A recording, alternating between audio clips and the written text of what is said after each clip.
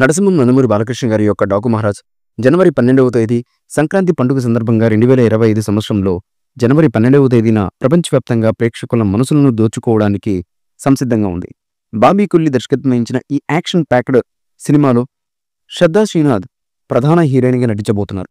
Thaman compose చేసినటువంటి 3వ single దబిడి జిబ్బిడి అనే సాంగ్ ఈ రోజు విడుదల కాబోతున్నట్లుగా మేకర్స్ అయితే అఫీషియల్గా ప్రకటించారు. బాలయ్య మరియు ఊర్వశి రౌడెల్లాతో ఈ పాట ఉండబోతున్నట్లుగా మేకర్స్ అధికారికంగా ప్రకటించారు. ఈ పాట మాస్ ఫీస్ట్గా ఉంటుందని చిత్ర బృందం హామీ ఇస్తున్నారు.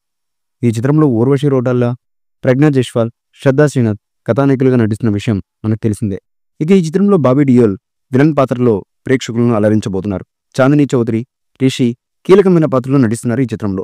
ఇక ఈ చిత్రంలో బాలకృష్ణ గారు ద్విపాత్రాభినయం చేయబోతున్నారు.